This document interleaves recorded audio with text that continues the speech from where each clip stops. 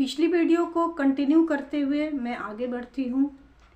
यहाँ पर जो पिछली बातें हुई कि कहाँ पर हम सभी कहीं ना कहीं या हमारे परिवार या श्रद्धा के परिवार उसकी मौत के जिम्मेवार हैं।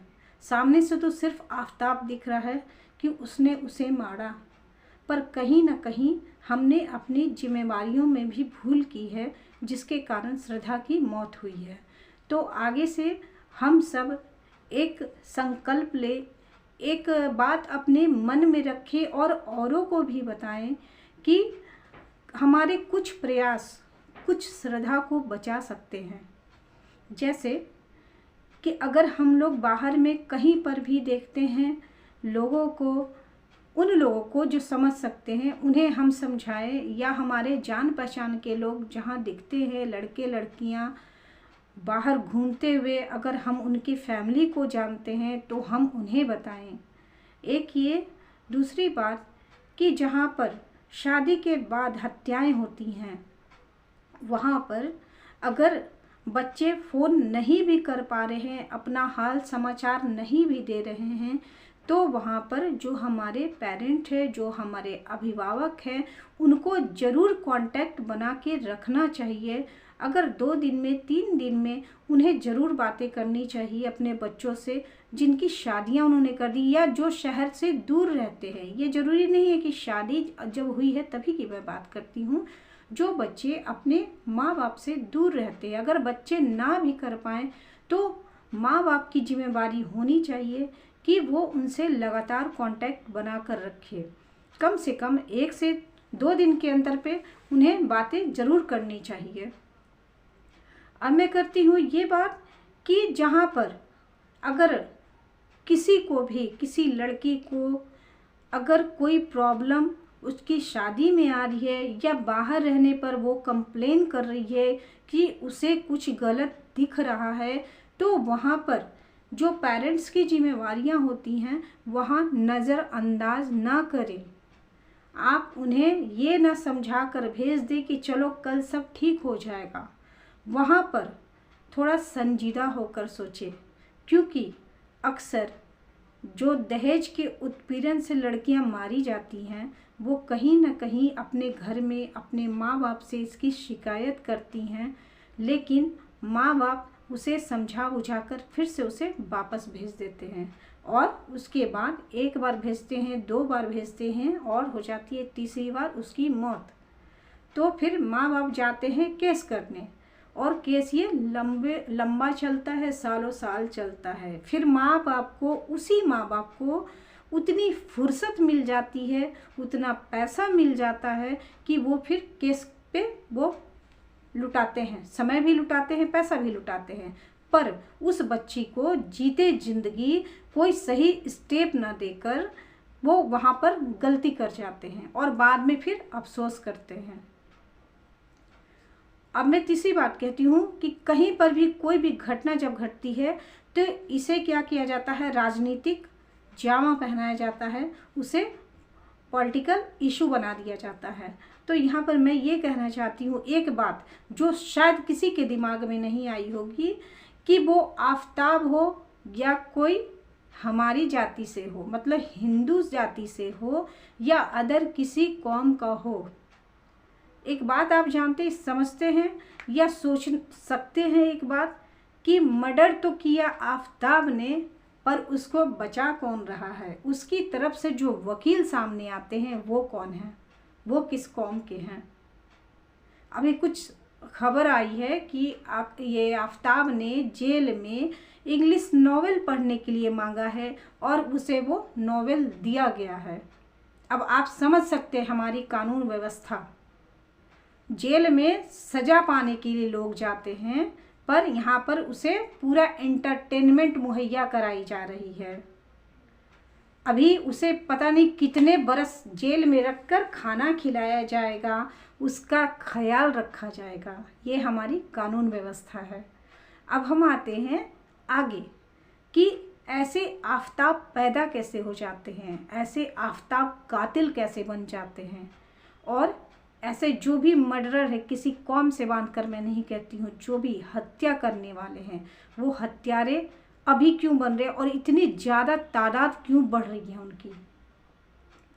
तो पहला मैं कहूँगी बेरोज़गारी, दूसरा कहूँगी कि जो हमारी न्याय प्रक्रिया है और जेल जिसे हम कहते हैं जेल, तो आज क्या हो रहा है, जेल में जितनी सुविधाएं मिल रही हैं तो लोग सोचते हैं, मुझे ऐसा लगता है, मैं ये कह रही हूँ, मैं सबकी सोच नहीं कह रही, मुझे ऐसा लगता है कि जिन लोगों को बाहर कोई काम नहीं मिल रहा वो सोचते हैं कि मैं ऐसा करता हूँ और जेल में बैठ के आराम से मुझे खाने को मिल जाएगा, क्योंकि उन्हें वैसा करने वालों को ना समाज की परवाह होती है ना अपनी फैमिली की परवाह होती है।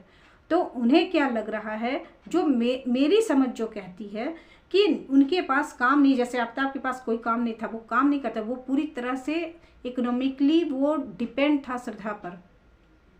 तो उसने क्या किया, आराम से उस बात को मान लिया कि मैंने मर्डर किया है। और खैर ये कानून की पेचीदगी है, क्या होगा आगे मैं नहीं कह सकती, कितने साल चलेंगे, क्योंकि निर्भया के केस में तो आपने देखा था ना, 7 साल याचिका पर याचिका डालते डालते उसको 7 साल लंबा खींचा गया था। तो यहाँ पता नहीं कितने साल लग जाएंगे आफ्ताब को सजा देने में। तो मैं ये कह रही थी कि कहीं ना कहीं ये बेरोजगारी जो है वो इसका कारण बन रही है कि इस तरह से क्राइम करते रहें और जेल में जाके आराम से खाना खाते रहें। एक चीज़ आपने गौर किया होगा, शायद नहीं गौर किया होगा, कि पहले पुलिस 3rd डिग्री का इस्तेमाल करती थी और ये एक आम बात थी, मुजरिम अपने गुनाह कबूल नहीं करता था। पर आज पुलिस शायद सोचती होगी कि 3rd डिग्री का इस्तेमाल कर पाता, आज गुनाहगार तुरंत ही अपने गुनाह कबूल कर लेता है। तो ये कहीं ना कहीं उनकी दिमाग में ये चलता है कि बाहर रह के हम खा नहीं सकते हैं और जेल जब जाएंगे तो कम से कम खाना तो मिल ही जाएगा।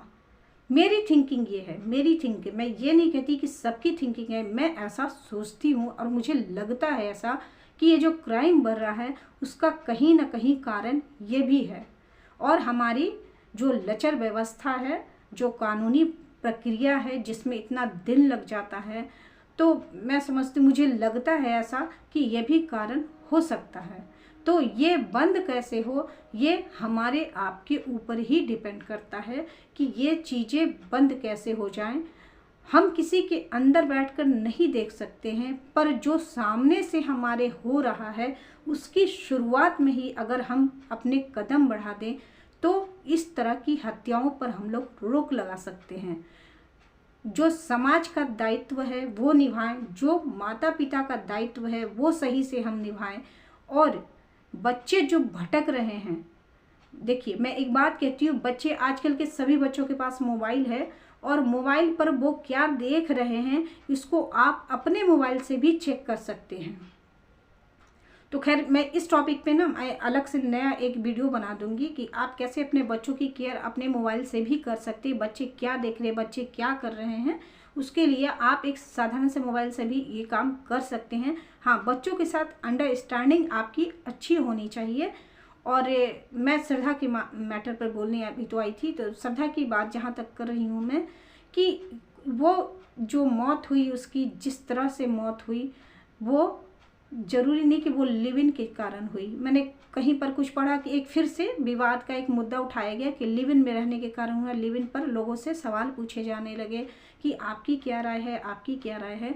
तो मेरा ये कहना है ना कि एक श्रद्धा नहीं मरी है और एक दोषी आफ्ताब ही नहीं है, बहुत सारी श्रद्धा है और बहुत सारे आफ्ताब हैं। अभी जो दिल्ली में एक और घटना हुई तो वो आफ्ताब ने नहीं मारा, वो जो एक अंजन यादव शायद थे, अंजन दास थे कोई भागलपुर के कहीं के, तो उनको उनकी दूसरी पत्नी ने और उसके बेटे ने मार दिया। अब समझिए इस बात को कि ये कैसे हुआ, ये तो दूसरी कौम के नहीं थे, ये तो सब हिंदू जाति से थे। और यहाँ पर जो मर्डर हुआ, जब जिस मर्द का अगर 7 बच्चे हैं और वो गांव में है और वो शहर में रहता है तो उसको शादी की ज़रूरत पड़ जाती है। तो कहीं ना कहीं मैं ऐसा मानती हूँ कि आप जैसे उस औरत के साथ रह रहे थे तो फिर अपनी पत्नी को क्यों नहीं लेकर आए थे। तो कहीं ना कहीं आपकी भी वहाँ पर गलती है कि आप जिस शहर में चलोगे, क्या वहाँ अपनी शादी करते फिरोगे, एक पत्नी के रहते दूसरी पत्नियां करते फिरोगे। तो ये डर आपके अंदर नहीं है जो आपकी मौत का कारण बन गया। मैं ये नहीं करती, मैं किसी का पक्ष नहीं ले रही कि उसने सही किया, उसने तो मर्डर किया, हत्या की और निर्मम हत्या की, तो उसको तो सज़ा होनी ही चाहिए। लेकिन ये कहीं ना कहीं वो आदमी भी इस बात के लिए जिम्मेवार था। जब उसके 7 बच्चे गांव में हैं, उसकी पत्नी गांव में है, तो फिर वो शहर में उस पूनम नाम की औरत से उसने शादी क्यों की, क्यों उसके साथ रहता था। ये तो एक गलत मानसिकता थी ना कि आप जहाँ रहोगे क्या वहाँ पर रिश्ते बनाते फिरोगे, और इस तरह के रिश्ते फिर हिंदू हिंदू हिंदू कहते हो, सनातनी कहते हो खुद को। आगे मैं नहीं बोलूँगी। तो ये मैं बस इस वीडियो को ज़्यादा लंबा नहीं करते हुए मैं ये कहती हूँ कि हम चाहें तो श्रद्धा जैसे हत्याकांड होने से रोक सकते हैं, आफताब को आफताब बनने से रोक सकते हैं। अपने बच्चों को हम ऐसी शिक्षा दें और एक अपना मतलब एक क्या कहते हैं, अपने विचार हम उनके साथ साझा करते रहें। शर्म संकोच एक जगह और हमारी जो इंसानियत का रिश्ता है वो एक जगह। हम इंसानियत के नाते अपने बच्चों को अच्छा बुरा सब कुछ समझाते रहें। अब वो वक्त नहीं है कि हम किसी खास मुद्दे पर बच्चों से बात न करके अपनी शर्म को आगे रखें। अब आंख ना झुकाएं, बच्चों से आंख में आंख मिलाकर बात करें और इस तरह से बच्चों के साथ दोस्ताना व्यवहार करें कि वो क्या कर रहे हैं वो हमें हर वक्त पता चलता रहे। तो ये वीडियो बस इतनी ही, और मैं फिर मिलूँगी नए टॉपिक के साथ, नए विचारों के साथ। तब तक के लिए नमस्कार।